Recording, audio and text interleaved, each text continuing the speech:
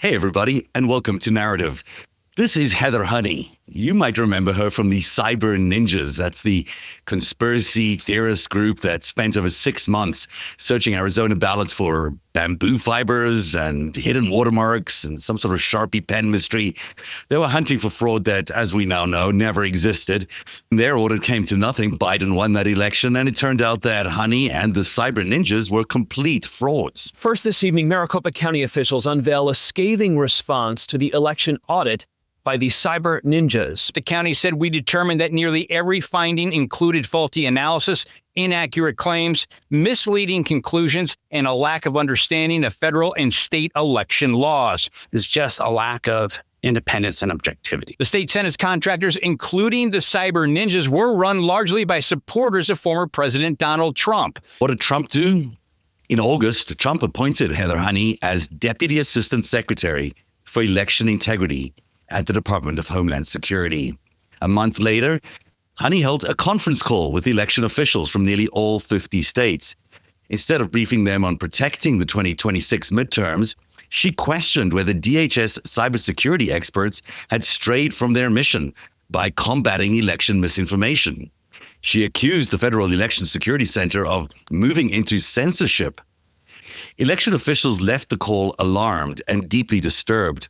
One of them told reporters, "I don't know if she's stupid or lying." That's who Trump put in charge of federal election security. Now, Heather Honey's former boss and mentor is Cleta Mitchell, the lawyer who sat on that infamous call where Trump pressured Georgia officials to find votes. Mitchell now runs the Election Integrity Network, training what investigators call an organized cavalry of activists being embedded across every battleground state as poll watchers and election monitors. Now take a very close listen to what Mitchell is now proposing happens with election laws. The president's authority is limited. Executive is limited in his role with regard to elections, except that where there is a threat to the national sovereignty of the United States, as I think that we can establish with the porous system that we have, then I think maybe the president is thinking that he will exercise some emergency powers to protect the federal elections going forward. Trump is going all out on several fronts to steal the next elections. In August, Trump personally called Governor Greg Abbott and ordered Texas to redraw congressional maps mid-decade. The Texas legislature complied, creating 5 new Republican-friendly districts. North Carolina passed their gerrymandered map last week, targeting Congressman Don Davis, one of only 3 black representatives from a state where a third of residents are black. And then this morning, Indiana Governor Mike Braun called a special session for November 3rd, making Indiana the 4th Republican state to pursue Trump's redistricting scheme. Indiana's Republicans already hold 7 of 9 congressional seats, but they want all 9. Wednesday, the Supreme Court hears Louisiana versus Calais, designed to gut Section 2 of the Voting Rights Act. If the conservative majority rules as expected, Republicans could eliminate minority majority districts across the South and gain 19 additional House seats, wiping out 30% of the congressional black caucus. Meanwhile, Trump's Justice Department is sending election monitors to California and New Jersey, not to protect voting rights, but to surveil Democratic states holding crucial off-year elections on November 4th. And then there's the voting machines. You'll remember Trump spent years attacking Dominion, forced the company to sue Fox News for defamation. Fox lost that and paid $787 million to settle. In October, Dominion was sold. The buyer, Scott Leyendecker, former Republican elections director in St. Louis, who immediately rebranded the company as Liberty Vote and promised to comply with Trump's executive orders. There's a real conspiracy to steal the 26 elections, and they're not even hiding it. The coup is continuing. It's comprehensive, it's coordinated, and it's designed to ensure Trump controls Congress no matter how America votes. I'm joined as well tonight by Lauren Groh-Wargo, who's the CEO of Fair Fight Action, and also Max Flugrath of Fair Fight Action. Hi, you guys. Welcome to the show. Good evening. Great to be here. Max, a lot of that reporting came from your really incredibly powerful thread that spread around Twitter and X, whatever X is called now, for Twitter. I call it Twitter. I can't stop myself. I just can't. This was when you put it all together, I mean, we've all seen the little pieces, but when you sort of put it all together, boy, it looks like there's a huge conspiracy to steal these elections. Tell us a little bit about that thread, the origin of that thread, and then what do you think is so important about the whole picture of it? Yeah. Well, it all tracks back to the New York Times investigative report that showed as far back as March, this EIN operative, this election integrity network operative, which you talked a little bit about in the intro, was discussing creating a pretense to declare a national emergency to allow Trump to essentially go around Congress and impose new mandates on states and on localities on how to run their elections. The Constitution is very clear. The president does not have that authority. And one other thing that is really important to drive home to folks is that even in the event of some sort of national emergency being called, there is a very detailed list of powers that a president has during a national emergency, and any authority over how states run their elections is not one of them. And so to go back a little bit to the EIN thing, the Election Integrity Network you mentioned, Cleta Mitchell founded it shortly after her and others' failed attempts to overturn the 2020 election. And she's been recruiting activists, kind of pushing model legislation into different states to pass voter suppression laws.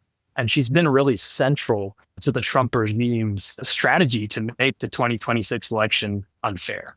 Cleta Mitchell has been involved with people like Steve Bannon in the past. She was part of that whole January the 6th insurrection. She's no stranger to this, but it's amazing to me that we've still got the same people doing the same thing again.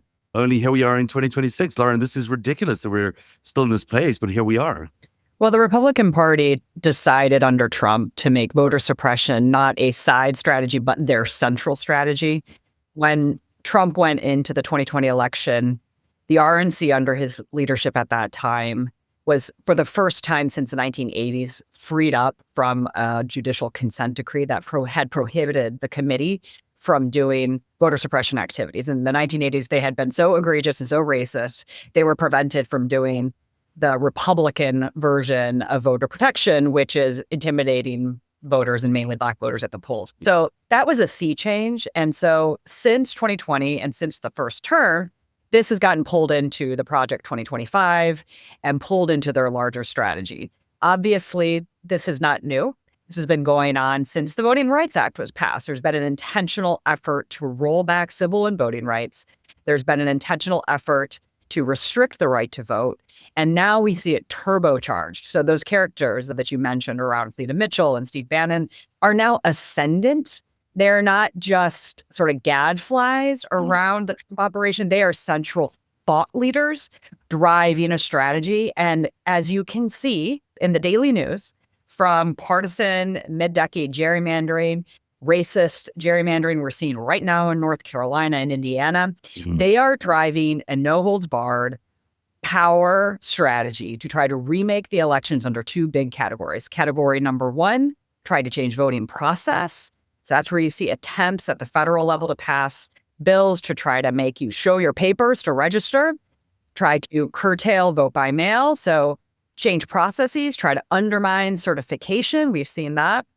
And then the second on this gerrymandering and gutting of the Voting Rights Act about who counts, right? And that's a fundamental question of our country. Who is a full citizen and who counts? And so they have a whole slew of strategies and tactics under that umbrella, trying to append it and sort of achieve their twin goals of white supremacy and one-party control.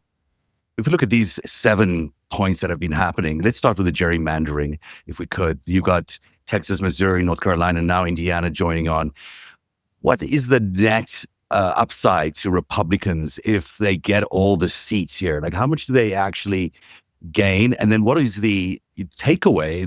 What are we taking away from local residents of these previously more equitable districts that are now going to be represented by people who aren't from that district, and certainly that the Black Caucus is going to be fundamentally struck back by almost 30%, we're saying. That's right. What we're seeing is a power grab dictated by Trump, and there's lots of on-the-record quotes from Republicans in all of these states that they are doing this at the behest of Trump to both gut the political power of people of color and for partisan advantage. And both are really important to talk about when you look at what's happening, and that the most expedient way for them to complete their political project is to gut the political power of Americans of color. And in these states, that's predominantly, we're talking about Black and Latino voters. So there is now litigation, for example, in Texas around the new gerrymandered maps as being unconstitutional and discriminatory, because everybody should have the ability to have representation in this country. And so we have multiple constitutional and statutory protections in our country at the federal level to protect us from discrimination and to protect our voting process. So they're attacking it at all levels. And you're seeing Democrats try to respond, right? Next week in California, we'll have a ballot initiative to change redistricting in California. We need nonpartisan districting in this country. We are so far from that. We have a Republican operation that, in Steve Bannon's own words, is energized that they can win power without winning any more hearts and minds, that they can go down this path to gerrymander, to gut the Voting Rights Act, to gut Black political power and Latino political power in this country, to remake the census, and to redraw America in their image in a discriminatory fashion. So the 7 points you have up here are just the tip of the iceberg on kind of what we're seeing right now to kind of bully their way through this and to attack this problem from their point of view, that they don't have popular support to try to change the rules. Also, very disturbingly, we sort of be seeing the emergence of these one-party states. Like all the red states are going to be just completely, you have to be Republican. It's just, that's the way it is. There's not going to be any room for Democrats in terms of electability. It all boils down to fair representation. They know the only way that they can retain power is to weaken the power of Americans' votes. If the 26th election is fair, I think you're seeing poll after poll, day after day, you're seeing Republicans be booed in their own town halls in their districts. They know they're going to lose. That's why they're also trying to rebrand the big, beautiful bill. They had a meeting. The White House came down to Congress and said, we need to rebrand this bill. So just kind of looking at all the factors, it's very clear. It's not hidden. They know they'll lose. So they're trying to rig the rules to the game. And by doing so, they're essentially willing to gut fair representation, which is a core foundation that this country was built upon. No taxation without representation. Yeah. Is there any chance that they might not succeed in actually converting all these seats? I mean, they're deeply unpopular now. I think I saw a poll today at 31%. Is there any chance that even this plan may not succeed? Oh, I think this plan is not going to succeed in full. Right. This is a full frontal assault on multiracial democracy, and this is not going unchallenged currently today, right? We continue to have a Section 2 in effect, and that's why there was a recent voting rights hearing on Section 2. Today in Mississippi, there are state legislative elections going on because of a requirement to redraw maps there that will bring more Black representation to the state capital of Mississippi and break Republican supermajorities. This is not a short fight. This is a long fight. And these are long legal battles and lots of organizing to happen. And so this awareness raising that you're doing and that we're really encouraging people to do is that we have power in this and we cannot go into despair. We didn't create a voting rights and civil rights and women's rights movement out of nothing. That came out of incredible hardship, of a confederacy, of a lot of organizing and strife. And I think we are going to now live through and hopefully be part of creating a new path forward that we can't quite see yet for this multiracial democracy, as the institutions are just torn to shreds by the MAGA operation.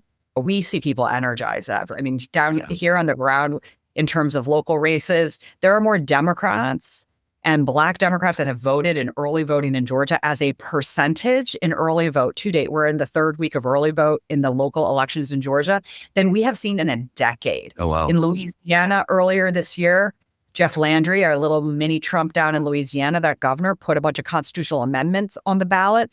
Those got stomped out by a multiracial coalition by a 2-to-1 margin. You know, you can look at example after example of the pushback, not just on the ballot, but on issues. You know, Cleta Mitchell really wanted the SAVE Act. She tried to jam that through Congress. That has stalled, right? We are seeing that when people mobilize, when they push on their legislators, when they organize with their state officials, we can get wins. And sometimes wins look like delaying, and sometimes wins look like a bad thing not happening. This is a big, long fight, and the other side wants to overwhelm and distract. And that's what we are constantly up against. We cannot allow a one-party takeover of this to happen. And we're all fighting. Tell me about this Section 2 thing. I mean, this Supreme Court is likely to strike down Section 2. It's obviously very, very depressing for any of us who've been supportive of democratic values and democratic rule of law here in America. And yet we're going to sort of see all expectations, if it's true, if they come true, a real wiping out of the Congressional Black Caucus and of equal representation and fair representation. Max, this is significant. And are we reading the tea leaves correctly? Are we sure? Are we likely to see the Supreme Court strike down Section 2? Well, I think that's what legal experts who are court watchers are seeing, right? You have Clarence Thomas, who has made no secret over the years that he is no friend to the Voting Rights Act, and he considers remedying racial discrimination in maps as discrimination, which is kind of the central question before the court here. And Justice Kavanaugh has also echoed a different argument that Clarence Thomas has put forward, essentially saying that the power of the Voting Rights Act to remedy racial discrimination maps has like an end date, like it cannot be forever. And so that's what people think that these two justices they're going to approach this decision from. And Lauren, this is from your perspective, especially with the work you've been doing at Fair Rights. This is a real hit to you. Do you think that the courts have do you think there's any way that these Supreme Court justices will be dissuaded by the time that they have to make this decision? Look, I think we are likely going to face a situation that is confusing and muddled. I think it's very possible. It's very clear that the Federalist Society members on the court, the John Roberts Court, do not like Section 2 and do not like the Voting Rights Act, but the ways that they dislike it differ. And so our organization and our allies are bracing for a confusing decision that the justices can claim they didn't gut Section 2, but they do, through a confusing ruling that leaves map makers in states kind of confused on what to do and leaves voters and advocates in a situation where we have to advocate without knowing what the rules are. And so we're expecting the unexpected.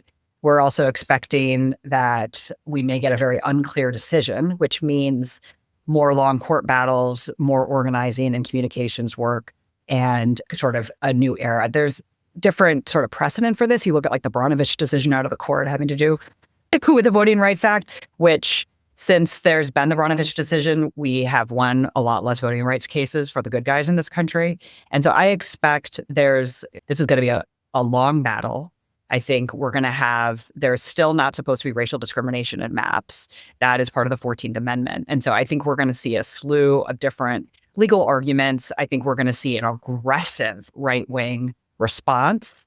And I think we're going to be going into an area where every single outlet like yours and others, small, big, medium, are going to be really important to make sure voters stay focused on what kind of pushback we're going to need to do and organize.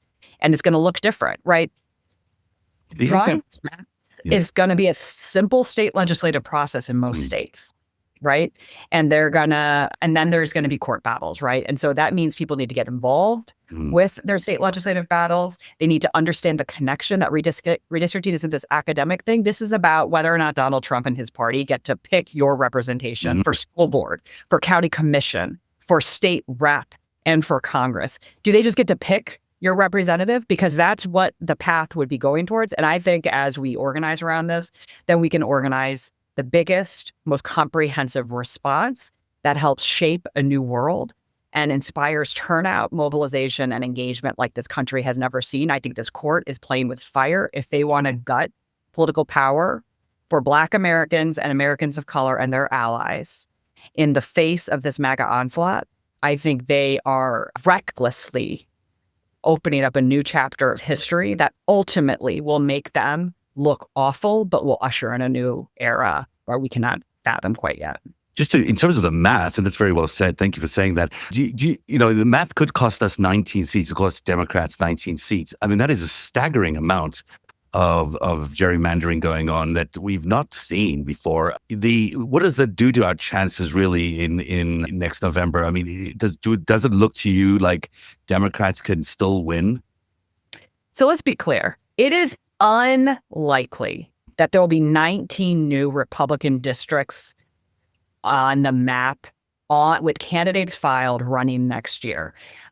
Even in the fastest Supreme Court gutting decision and the fastest gerrymandering in these states, with candidate filing deadlines and litigation and the rest, it is possible but unlikely that Republicans would gain that number of seats in time for 2026. So number one, first, we have to marshal all of our resources now on the pushback and organizing, on the delay and the speaking up, because at a bare minimum, we should be able to push this out till 2028 so that next year we can run on the current lines and push back against this onslaught with the power of Congress. So that's number one. Number two, 19 more Republican seats. That is awful for farmers. That is awful for educators. That is awful for families. That is a horrible outcome for all Americans, and we'll want to get the word out about that. And the Democrat reaction here is obviously to do some of this in Democrat states. We'll see it in the California initiative. Is that happening in any other states that you are aware of? And what will that math look like? I think we just heard Virginia is going to consider redrawing some maps. So that's definitely a positive reaction. And, we hope to see more states follow suit. But are you aware of any others other than Virginia and California that are playing with this? Just today, there was litigation filed in Staten Island and a congressional seat there. That is a just newly filed piece of litigation today, arguing that needs to be more representation for Staten Islanders of color. So that is impact litigation that's connected to this fight. I would expect to see more things like that. I know there are conversations going on in every single Democratic-controlled state about this issue, and I think the question is just going to be, what does it take to get them to act? We can obviously go through the whole list of blue states, and there are opportunities in many of them. But I think, look, our side of the aisle, we want fair maps. Yeah. Our leaders across our party have been advocating for fair maps, and leaders in our party have fallen down at times in states on Black representation in maps, right? So this is a complicated issue. This is not over. This is going to continue happening. And as we see more and more Republican overreach, I think you're going to see more and more Democratic response. And I think next week is going to be a big week with hopefully a positive outcome in California. And I think if we see the entire South go into a racist gerrymandering process in the first quarter of next year, I think that is going to change the conversation dramatically with everybody in a position of power to influence this fight, from Congress to state leaders. And so I think the next 6 months are going to be really fraught and really active as we go into the 2026 cycle. I know we're running out of time here, but just a couple more questions if I could. Max, the Heather Honey phenomenon is quite stunning. I mean, this is a woman who was part of the Cyber Ninjas Arizona effort, the incredibly stupid attempt to overturn that result. But it also emerged that she was, as we saw in the intro there, just completely, she's not qualified. She's not even capable of doing any of the stuff that she claims to be doing. And then she's also selling all these conspiracy theories and complete falsehoods. And yet here she is in charge of our election security at DHS. Is this really an impactful thing? And then can you describe to us what the New York Times says was a real plot to create a national federal emergency in order to take over the state laws and state regulations running elections? Yeah, so let's start with the first question. You're asking, is this a serious threat, essentially? It is. These aren't just a random slew of conspiracy theories. These are trained partisan operatives who have been working together now for several years under a well-funded, well-organized sort of apparatus. The Election Integrity Network is sort of like the biggest threat to fair elections that everyone is sleeping on. They are not whack jobs. They are not simple crackpots. They are people with means and with connections to get those means into action. So they shouldn't be dismissed as a not serious threat. In addition to the federal government, they are being installed in local government in critical roles as well. Right here in Georgia in Fulton County, there's a legal battle playing out where the Republican Party of Fulton County and the Georgia Republican Party, backed by the RNC, is trying to force the Fulton County Board of County Commissioners to accept 2 Election Integrity Network operatives as appointees on their local elections board. Now, these are folks who have well-documented history of trying to mess with independent and fair elections. They advance false claims. They have gone so far as to suggest that the DOJ come and investigate Fulton County, and they're ready to help. So these are bad faith actors that are being installed at multiple levels of government. And Fulton County in particular, it is the largest, most Democratic and blackest county in Georgia, which is a critical battleground state. It has a big U.S. Senate race coming up. So these folks should not be dismissed. The people need to be watching what they're doing and sharing information about it. But just to underline, and what they're planning to do is declare a national emergency. Based on not winning the 2020 elections. I mean, this is kind of nuttiness on its face, but it's still something they're going to try and do. What does that look like if there is a national emergency that forces states to do what? Are they going to give up running those elections? They're going to be, what happens to those elections? And not that we know, but I mean, what do you suspect might happen? And what does that actually mean to our democracy if this actually goes through? I mean, this is a really serious threat. Go ahead. Well, to echo your earlier point, Max, they cannot take over state elections. Right. There is no national emergency power that allows them to take over elections. All the work of the Election Integrity Network at all levels is meant to create a pretense for Trump to be able to create this so-called emergency and then test the aggressiveness of his operation to try to get done the election changes that they want. So just like every executive order out of that White House, Max and I don't call them EOs, we call them angry press releases. They are largely illegal and or unconstitutional communications missives meant to drive the narrative and to get as many people at the national, state, and local level to make the changes that they are mandating, to the point where they will threaten federal funding if you do not do this. They will threaten your FEMA funding. They will threaten. Today they've threatened not to. I think he said that he was not going to give blue states FEMA funding. And correct. Crazy. So they're willing to hold us all hostage to their demands on a series of ways for these illegal orders. But look, elections are run locally. And so if you want to be part of fighting this, become a poll worker. That might sound so simplistic, but it's literally at the level that we have to understand our democracy is a small d, and we all have to participate in it.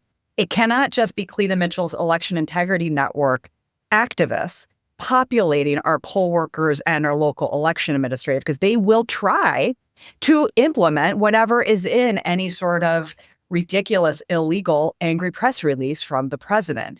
So I think that's the challenge. I think there's a whole lot of speculation we could do about what could be in this emergency, but we're not going to do that fear mongering. What we want people to understand is that this is a serious threat.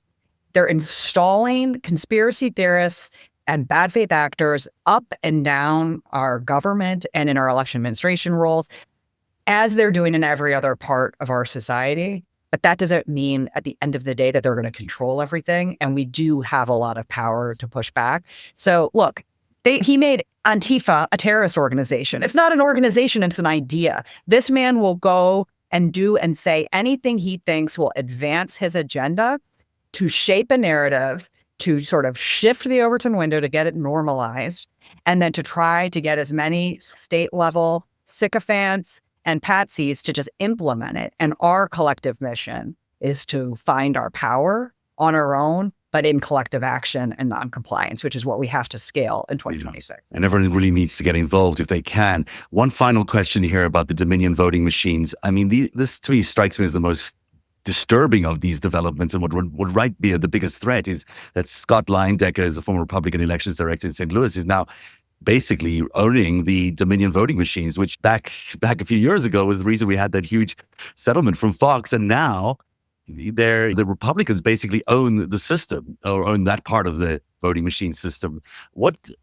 How can we be sure, knowing everything we suspected happened in 24, that this won't be another rigged affair? You want to take it, Max, or would you like me to chime in? Sure. I think it's too early to tell at this point. We don't know a lot. There's not a ton of details out there yet. I would not want to jump to any conclusions and kind of put conspiracy theories out there. I would say the best thing, the most responsible thing to do is wait and see as more details and more information become available. That's kind of all we can do right now. A lot of people are frustrated with the Democratic Party right now. You hear it and you see it everywhere, and maybe some of it is disinformation, but certainly some very legitimate voices out there are saying that not enough is being done. Do you guys think enough is being done? We are under an autocratic onslaught of all levels. There is so much more everybody should and could be doing. And so I think it's on our collective effort. It's not just on one political party. We're in a two-party system. And at this point, we have a autocratic party and an anti-autocratic party. And so that is a ton of pressure on the Democratic Party, who's trying to figure this out. So of course, I want them to be doing more. And civil society has to do more. Corporate America needs to be doing more. Higher ed needs to be doing more. We need to see less capitulation and more speaking out. And so I think that's across our entire civil society. That's what we're looking for. And that's where Fair Fight, we hope to be transparent and clear leaders in this space to speak truth to power in a way and to build coalitions both behind the scenes and publicly. Because to beat back this threat, we cannot just be in a partisan fight. We have to build a very, very broad coalition across ideology, across race, gender, across citizenship, and the rest. The kind of coalition it takes to beat back a threat like this is way beyond one that is partisan.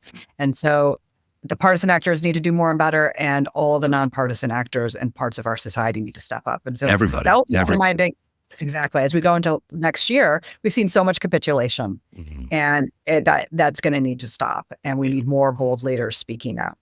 The key really is just we need to protect the independence, the fairness of the 26th election. If Democrats can retake the House, if they could potentially retake the Senate, there's essentially a foothold to push back against military overreach, ICE weaponization, abuses of power left and right. So it really boils down to protecting the fairness of the election. Yeah, that's a good point. Tell everyone how they can help support your fight at Fair Fight. How can they join? How can they help your organization do what you're doing? And anything else you'd like to promote? Lauren, why don't you go ahead? That's great. Thank you, Zev. So if you go to fairfight.com, you can sign up to volunteer, you can sign up to donate, you can get linked up with our Substack.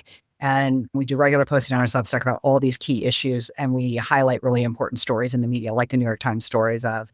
And so that's really the good portal to us. And then we obviously are on Twitter and Blue Sky and all the social platforms to follow along. And we need everybody to sign up and get involved. And we're really grateful for the opportunity to speak with you tonight.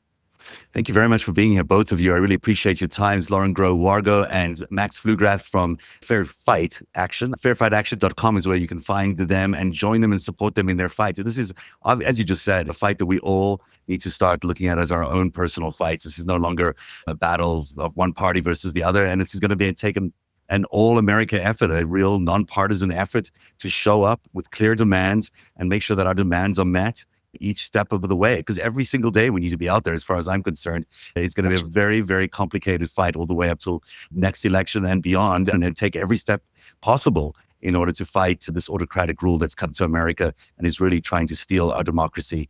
That is Narrative Live for tonight. Thank you both for joining us, and thank you at home for being here. I'll be back tomorrow at 3:00 for the 5 Stack with Dean Blundell. We'll see you then. Thank you both for being here. Thanks. Thank you. One day, you'll tell the story of autocrats, crooks, and kings who came for our freedom.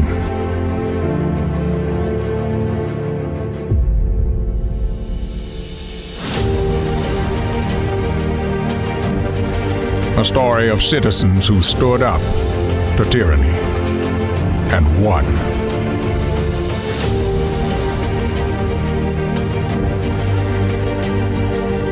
The people prevailed and renewed an old vow to a more perfect union. And that was just the beginning. The story continues. Narrative, where truth lives.